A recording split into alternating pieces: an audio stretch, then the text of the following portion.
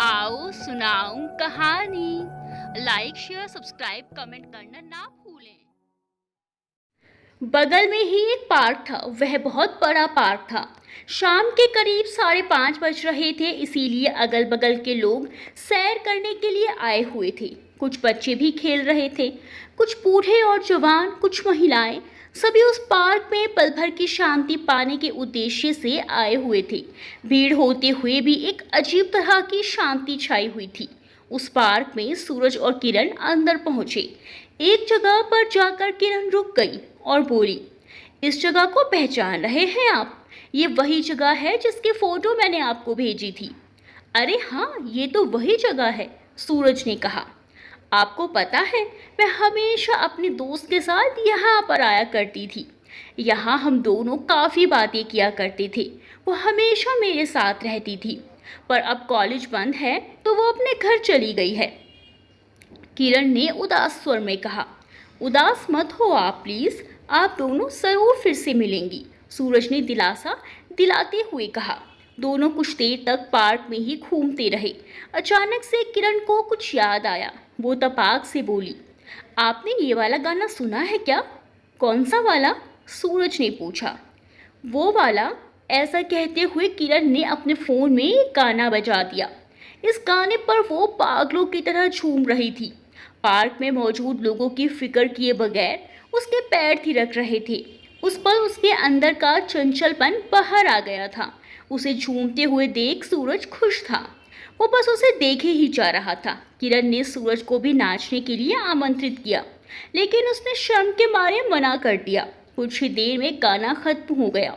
जब भी मैं उदास होती हूँ इस गाने को सुन लेती हूँ, मेरी उदासी तुरंत भाग जाती है, किरण ने हंसते हुए कहा। ओह अच्छा, वैसे आप बहुत अच्छा डांस करती हैं, सूरज ने तारीफ करते हुए कहा। अरे ये तो कुछ भी नहीं, आपके होश उड़ जाएंगे जब आप हमें डांस करते हुए देखेंगे, किरण ने कहा। ठीक है, जरूर देखेंगे, सूरज ने कहा। अब घड़ी में शाम के आधा दर्जन बज चुके थे। वो दोनों घूमते घूमते एक इमली के पेड़ के नीचे आ पहुंचे और वहीं बेंच पर बैठ गए। सामने कई लोग बैठे थे, सब आपस में मशगूल थे। शाम तेजी से ढल रही थी, अंधेरा होने को था। जमीन का सूरज आसमान के सूरज को डूबते हुए देख रहा था। लालिमा छाई हुई थी। किरण अंधेरे में सूरज से दूर होने को थी। उन दोनों के आज के मिलन का अंत नजदीक आ रहा था। करीब 5 मिनट तक दोनों ने कुछ नहीं बोला। एक अजीब सा सन्नाटा पसरा हुआ था। सूरज ने ध्यान से देखा तो उसने पाया कि किरण की आंखें नम थी। वो समझ नहीं पाया कुछ। क्या हुआ? ऐसे क्यों रो रही हो आप? सूरज ने पूछा। किरण ने तुरंत सूरज को गले लगा लिया और रोने लगी। ऐसा लग रहा था जैसे कोई बच्चा अपने सबसे प्यारे इंसान के दूर होने से डर से उसको पकड़ रहा हो। मैं आपसे दूर नहीं जाना चाहती। ना जाने अगली बार हम कब मिलेंगे, मुझे कुछ नहीं पता। आज मैं बहुत ज़्यादा खुश थी। ऐसी खुशी मुझे कभी नहीं मिली। प्लीज़ वादा करो कि आप मुझे कभी भी छोड़कर नहीं जाओगे। आप? किरण ने रोते हुए कहा। मैं वादा करता हूँ, चाहे कुछ भी हो जाए आपको छोड़ के नहीं जाऊँगा। और आप रो मत, आप हंसते हुए अच्छी लगती हो। हम लोग जल्दी ही दोबारा मिलेंगे, वो भी ज़्यादा समय के लिए। ऐसा कहते हुए सूरज ने किरण को गले से लगाए रखा। करीब 2 मिनट तक दोनों गले से लिपटे रहे, पर तभी किरण के फोन पर उसके भाई की कॉल आई। अब उन दोनों के बिछड़ने का समय आ गया था। वर्तमान समय में जब मैंने उसको मेट्रो में बैठाया तो वह मुझे देखे ही जा रही थी। करीब 20 सेकंड में मेट्रो का दरवाज़ा बंद हुआ और देखते ही देखते वो मेरी आंखों से ओझल हो गई। मैं वहीं पर खड़ा रहा। पता नहीं क्यों, पर कुछ पल के लिए मेरे पैर वहीं प्लेटफॉर्म पर रुक से गए थे। सूरज ने आकृति को बताते हुए कहा। वाओ, 1 मिनट, कितनी अच्छी कहानी थी ये, बहुत ही प्यार भरी कहानी।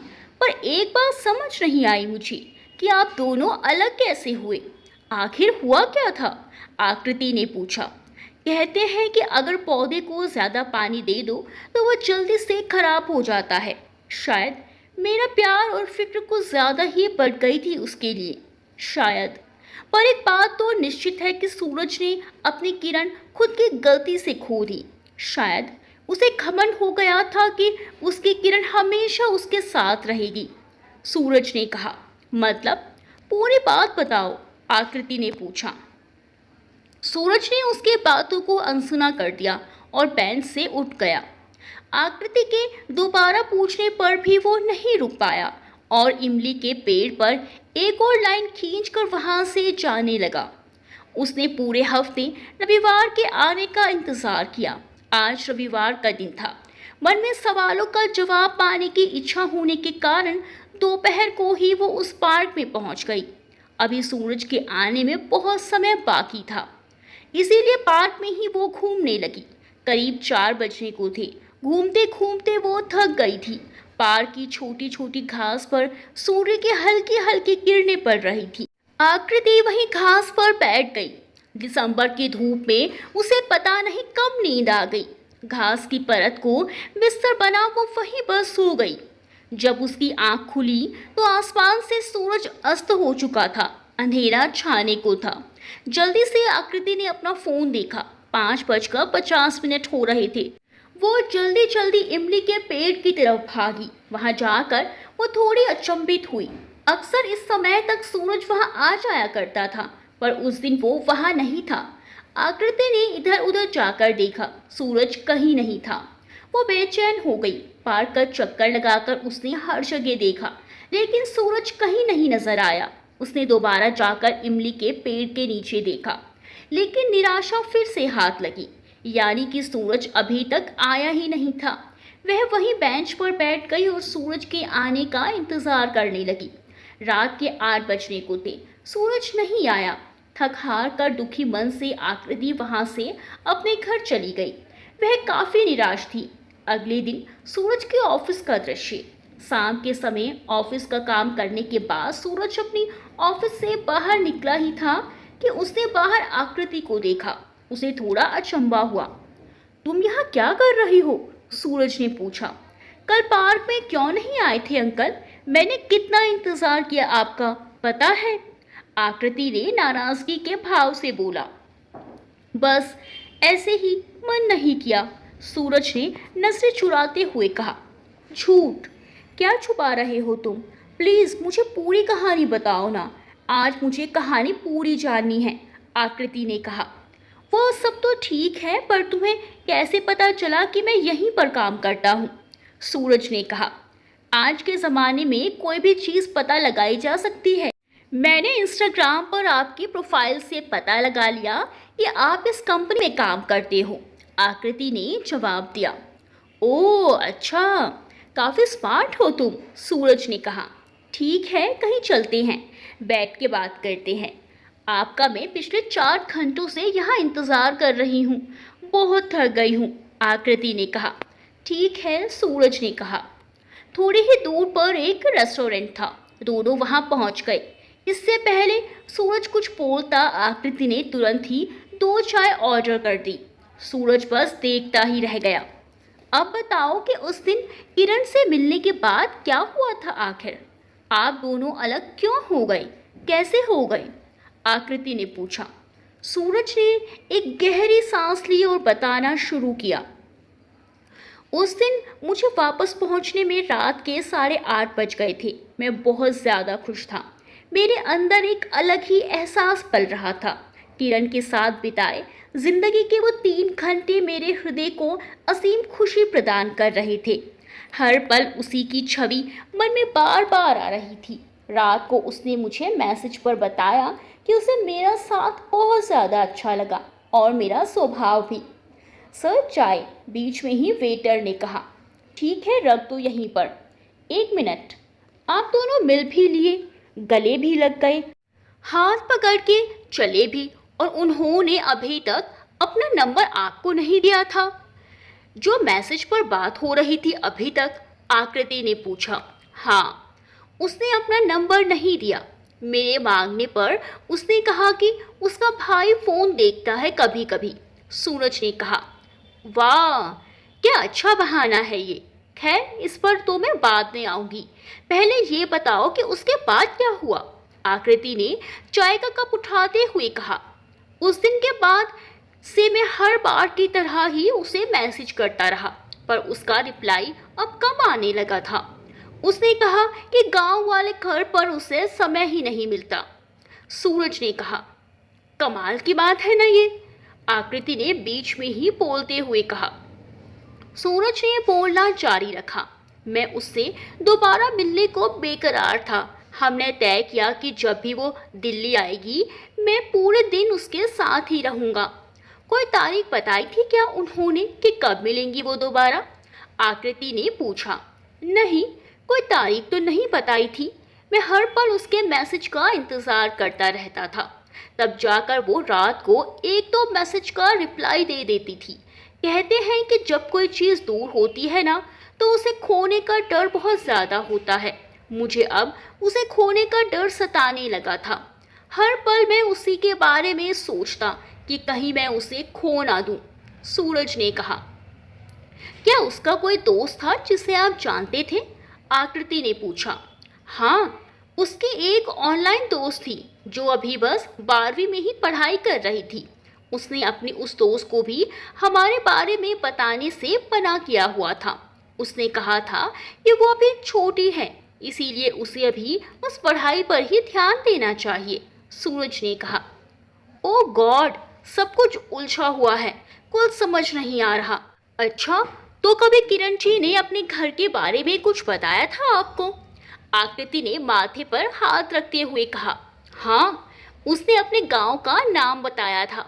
गांव में अपने घर के सामने की एक तस्वीर भी उसने भेजी थी। सूरज ने कहा। वाओ, मतलब क्या प्यार है आप दोनों का।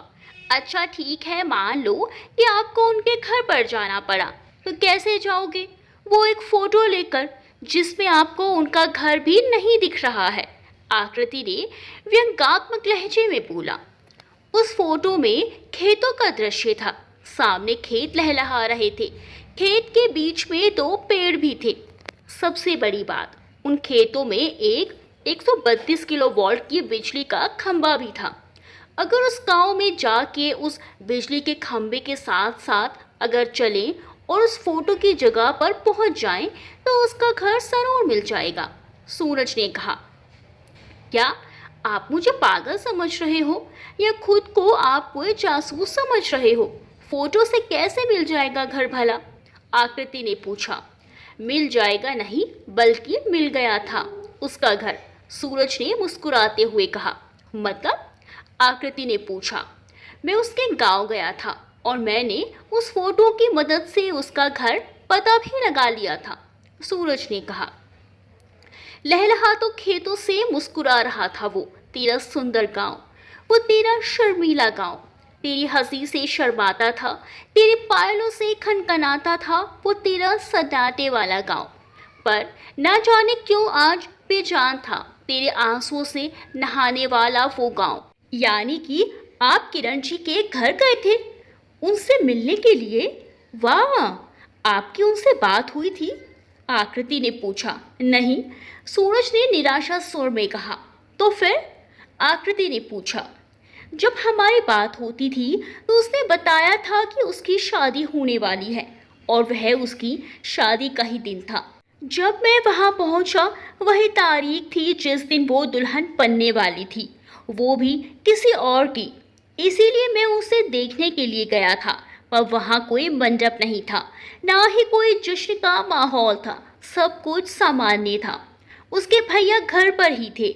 मैं अपनी किरण को एक नज़र देखना चाहता था, पर वो नहीं दिखी। मैं इंतज़ार करता रहा कि वो कब बाहर आए घर से, पर वो नहीं आई। सूरज ने कहा। तो क्या उनकी शादी होने वाली थी? पर वो तो आपसे प्यार करती थी ना? आकृति ने पूछा। एक दिन जब मैं किरण से बात कर रहा था, उसने मुझे बताया कि उसके घर पर कोई मेहमान आए हुए थे। उनके जाने पर मैंने मजाक में ही पूछा कि वो रिश्ता लेकर तो नहीं आए थे ना? उसने थोड़ी देर में कहा कि हाँ, उसके लिए रिश्ता लेकर ही आए थे। मुझे इस बात में थोड़ा शक हुआ। मैंने सच सच बोलने को कहा। उसने फिर बताया कि उसकी शादी तय हो गई है और दिसंबर के अंत में उसकी शादी है, सूरज ने बताया। तो क्या उनकी अचानक से शादी तय हो गई थी? आकृति ने पूछा। मुझे भी ये बात सही नहीं लग रही थी। मैंने उससे पूछा तो उसने बताया कि उसके भैया तभी शादी करेंगे जब उसकी शादी होगी, इसीलिए उसको शादी करनी पड़ रही है। सूरज ने कहा। कितना बेकार नियम है ना ये दुनिया का। अरे उनके भाई को शादी करनी थी तो पहले करते ना, उसके बाद क्या हुआ? आकृति ने गुस्से में आकर कहा। मैं उसे खोने से हर पल डर रहा था। हमेशा उसके दोबारा मिलने की तमन्ना जाग उठी थी। एक बार बीता हुआ दिन मुझे बेचैन कर रहा था और वो हर दिन मुझसे बात करना कम करती ही जा रही थी। पता नहीं क्यों। मैं बात करना चाहता था उस पुरानी किरण से, पर वो कहीं खो सी गई थी। सूरज ने कहा। ओह, आपकी चाय तो ठंडी हो गई। भैया एक चाय लेते आना, आकृति ने वेटर को कहा।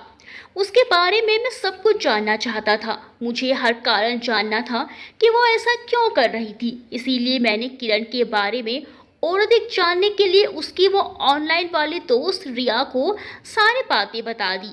मैंने उसे ये भी बता दिया कि हम दोनों एक दूसरे से मिल चुके हैं। इसके बाद किरण ने मुझे बहुत डांटा और उसने मुझसे बात करना बंद कर दिया। सूरज ने कहा। व्हाट? उन्होंने तो आपको मना किया था ना, फिर भी आपने उससे ये बात क्यों बताई? आकृति ने कहा। मैं डर गया था, इसीलिए बताया उसकी दोस्त को, सूरज ने सफाई देते हुए कहा। सच सच बताओ कि क्यों बताया था? आकृति ने पूछा। किरण ने मुझे उस लड़के की फोटो दिखाई थी जिससे उसकी शादी होने वाली थी। वो लड़का दिखने में मुझसे काफ़ी अच्छा था। उन दोनों की जोड़ी काफ़ी अच्छी बनती। वो लड़का उसे खुश रखता, इसीलिए मैंने खुद को गलत ठहराने के लिए ऐसा किया ताकि किरण की मुझसे नफरत हो जाए और वो उस लड़के को मन से अपना ले। सूरज ने बताया। आप लड़कों की आखिर प्रॉब्लम क्या है? नहीं, बताओ अभी मुझे। क्या किरण ने आपसे प्यार आपकी शक्ल देखकर किया था? क्या खुश रहने के लिए अच्छा दिखना ज़रूरी होता है? आप दोनों उस दिन कितने खुश थे, वो असली खुशी होती है। अच्छा ठीक है, आपने उसे मनाने की कोशिश नहीं की क्या? आकृति ने गुस्से में कहा। मैंने बहुत कोशिश की, हर रोज़ उसको मैसेज लिखता रहा, सुबह को, दोपहर को, शाम को, रात को, ऑफिस में, घर में, ना जाने कितनी कोशिशें की मैंने, पर उसका एक भी जवाब नहीं आया। मैंने उसे अपनी आवाज़ में माफ़ी भी भेजी, पर फिर भी उसका जवाब नहीं आया। मैं ईमेल के ज़रिए भी उससे संपर्क करने की कोशिश करता रहा, पर जवाब नहीं आया। 1 महीने तक मैं अनजान पते पर खत लिखता रहा, पर उसके जवाब का कहीं कोई नामो निशान तक नहीं था। उसकी दोस्त रिया से पूछने पर उसने बताया कि उसे भी किरण का कुछ अता पता नहीं है और अब तो वो भी वहाँ से चली गई है। क्या मेरी गलती इतनी बड़ी थी जो मुझे दूसरा मौका नहीं मिला? सूरज ने दुखी होते हुए कहा। मुझे तो कुछ समझ नहीं आ रहा, पता नहीं ये कहानी इतनी पेचीदा क्यों है। आकृति ने सर पर हाथ रखते हुए कहा। उसने कहा था कि उसकी शादी तय हो गई है, पर उसी तारीख पर उसके घर कोई शादी नहीं हो रही थी। उसने कहा कि वो आपसे बहुत प्यार करती हैं और वहीं उसने मुझसे दोबारा बात करना मुनासिब भी नहीं समझा। ये सब क्यों हुआ? क्या मुझे इतनी बड़ी सज़ा मिलनी चाहिए? अगर हाँ, तो मैं हमेशा भुगतने के लिए तैयार हूँ, पर मुझे हर सवाल का जवाब चाहिए कि ऐसा क्यों हुआ। क्या मैं ही मिला था इस जहां में जिसे बेवकूफ़ बनना था? अगर ऐसा है तो मुझे ये मंजूर नहीं कि बेवकूफ़ बनने की कीमत भी मैं ही चुकाऊं। सूरज ने कहा। याद किया, सब कुछ भुलाने की हद तक गया था मैं, खुद को मिटाने की हद तक। एक ताल्लुक जो निभाया ना जा सकता था, निभाया मैंने, फिर भी निभाने की हद तक। शांत हो जाओ सूरज अंकल, ये चाय पी लो, आकृति ने चाय का कप थमाते हुए कहा। सूरज कुछ देर चुप रहा। उसने चाय पीना शुरू किया। चाय पीते पीते ही उसने बोला, मुझे उसकी हर पल याद आती है। उसकी बातें अब भी मेरे कानों में गूंज रही हैं। उसकी हंसी मेरे सामने आ जा रही है। लगता है कि वो मेरे पास ही है। उसके साथ बिताए गए वो 3 घंटे मेरी ज़िंदगी के सबसे अच्छे दिन थे। इसीलिए उन यादों को ताज़ा करने में उस पार्क में जाता हूँ, इस आस में कि वो कभी तो वहाँ आएगी, कभी तो उस भगवान को मेरी इस दशा पर तरस आएगा और एक पल के लिए ही सही मुझे उससे दोबारा मिलने का मौका मिल जाएगा, इसीलिए मैं उसका इंतज़ार कर रहा हूँ। सूरज ने आंखों में आंसू लिए हुए बोला। उनकी याद मुझे भी आती है सूरज अंकल, आकृति ने कहा। मतलब? तुम्हें उसकी याद क्यों आती है? कौन हो तुम? सूरज ने चाय का कप टेबल पर रखते हुए पूछा। मैं उनकी उसी बेस्ट फ्रेंड की बेटी हूँ जिसके साथ किरण मासी कॉलेज के बाद यहाँ आकर अपना टाइम स्पेंड किया करती थी। मेरी माँ हमेशा अपने और उनकी दोस्ती के बारे में मुझे सब बताती रहती हैं। व्हाट? तुम ये क्या कह रही हो? सूरज ने कहा। आपने सही सुना, आकृति ने अपनी बात पर जोर देते हुए कहा।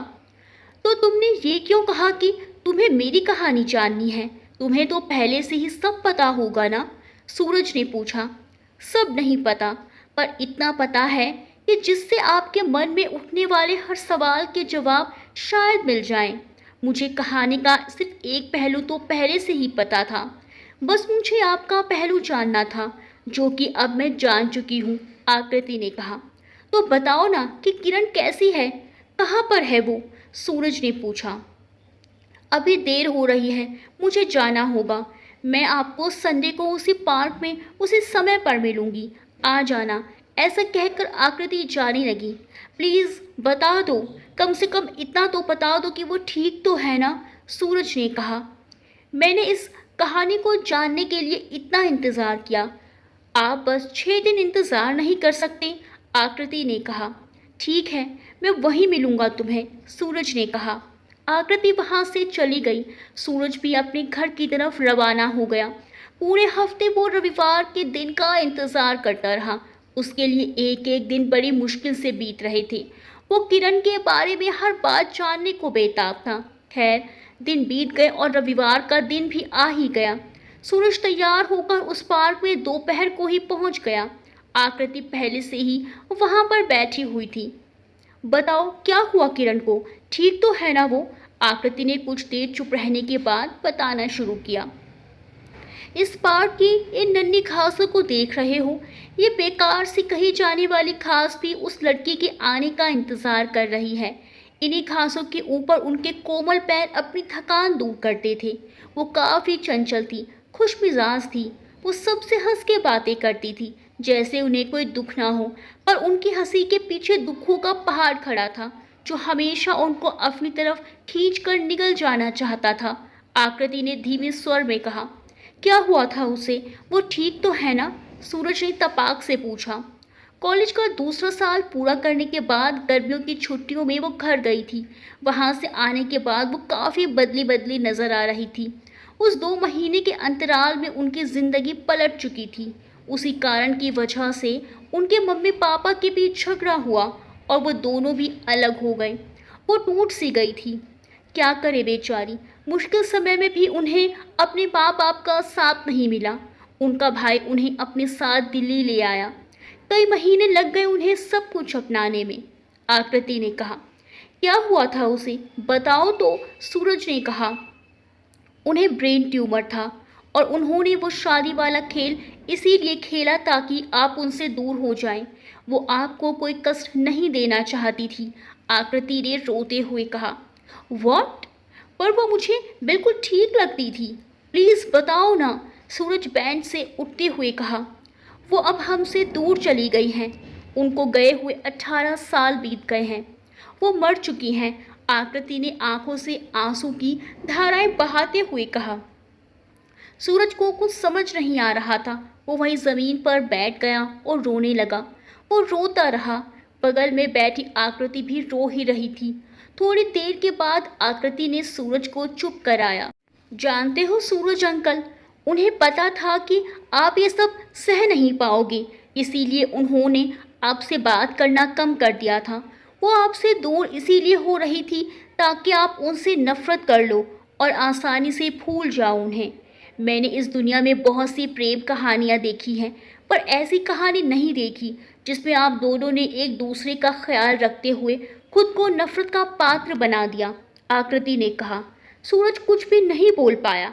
उसकी नज़रों में अब भी उसका खिलखिलाता चेहरा नजर आ रहा था। सूरज इमली के पेड़ के नीचे बने बेंच पर बैठ गया। पार्क का माहौल काफ़ी शांत था, ऐसा लग रहा था मानो कुछ अजीब होने वाला हो। मानने को तैयार ही नहीं था कि इतनी खुश रहने वाली लड़की कभी इतनी दुखी भी थी। आकृति ने थोड़ी देर चुप रहने के बाद बताना जारी रखा। उस दिन जब वो आपसे मिलने आई थी, दरअसल वो दिल्ली इलाज करवाने के लिए ही आई थी। वापस जाने के बाद उन्हें हॉस्पिटल में भर्ती कराना पड़ा था। जब भी समय मिलता वो चुपके से आपके मैसेजेस का जवाब दे दिया करती थी, पर बाद में वो कोमा में चली गई, इसीलिए आपके मैसेज का भी कोई जवाब नहीं आया। जानते हो, उन्होंने आपको अपना नंबर इसीलिए नहीं दिया था ताकि आप उन्हें खोज ना पाओ। वो अपना दुख अपने तक ही सीमित रखना चाहती थी। उनकी आखिरी इच्छा आपसे शादी करने की थी। उन्होंने बताया था कि अगर उनके पास 1-2 साल भी और मिल जाए तो जिंदगी के वो हर पल आपके साथ गुजारेगी, आपकी पत्नी बनकर। आकृति ने कहा, प्यार में पहला नियम होता है कि हम अपना दुख भी बांट लेते हैं। कितनी मतलबी थी वो, उसने सारी खुशी बांट दी और दुख अपने पास ही रख लिया। सूरज ने सिसकते हुए कहा, मुझसे ये सब कुछ सुना नहीं जा रहा। वो इतनी अच्छी क्यों थी कि मैं उसे भूल नहीं पा रहा। सूरज ने कहा, उन्हें भूलना आसान नहीं है। उन्होंने आपके लिए एक मैसेज छोड़ा है। आकृति ने अपने फ़ोन से एक ऑडियो चलाते हुए कहा, हे सूरज, मुझे पता है कि आप मुझ पर गुस्सा होंगे। हाँ बाबा, अब क्या करूं? मेरे पास इतना समय ही नहीं था। पूरी ज़िंदगी बिताना तो चाहती थी आपके साथ, पर ऊपर वाले सर जी को खुशी पसंद नहीं है शायद। ऊपर जाके उनको मैं डांट के पूछने वाली हूँ कि थोड़ा और समय देने में क्या बुराई थी। सुनो, मुझे माफ़ कर देना। मैं जानती हूँ कि सूरज किरण के बगैर खुश नहीं रहेगा, पर आपको मेरे खातिर खुश रहना होगा। हमेशा खुश रहना पागल, और ख्याल रखना आप अपना। और हाँ, देखो मैं अब भी हंस रही हूँ, मुझे कोई दुख नहीं है। मिलते हैं अगले जन्म में। सूरज ने कुछ भी नहीं कहा, बस वो ज़मीन पर पड़ा रहा। शाम होने को थी, पार्क में हलचल बढ़ गई थी। इसके साथ ही सूरज के दिल की धड़कन भी अब बहुत तेज़ गति से चलने लगी थी। आकृति ने उसे उठाते हुए कहा, हम कुछ नहीं कर सकते सूरज अंकल, वो अब जा चुकी हैं। उनकी यादें ही हैं अब बस हमारे पास। सूरज ने फिर भी कुछ नहीं बोला। उसने आकृति की तरफ एक बार देखा और बस वहीं बेंच पर बैठा रहा। आकृति ने उसे अकेला छोड़ना ही बेहतर समझा और वो पार्क से चली गई। अगला रविवार आकृति पार्क में टहलने आई। उसने देखा कि सूरज वहीं इमली के पेड़ के नीचे बैठा था। उसने नज़दीक जाकर पूछा, तुम एक हफ्ते से यहीं पर बैठे हो, वापस नहीं गई क्या? सूरज ने कहा, बेशक। ये इमली का पेड़ खट्टा है, पर इसके नीचे एक मीठी याद जुड़ी है। मैं उन यादों के खातिर यहाँ आऊँगा। मैं उन लम्हों को फिर से जीने के खातिर यहाँ आऊँगा। मैं उसका हमेशा इंतज़ार करूँगा, हमेशा। दोस्तों, कहानी के बारे में अपने विचार कमेंट्स में बताएं और वीडियो को लाइक करना बिल्कुल ना भूलें। मिलते हैं अगली वीडियो में अच्छी सी कहानी के साथ। तब तक के लिए बाय बाय।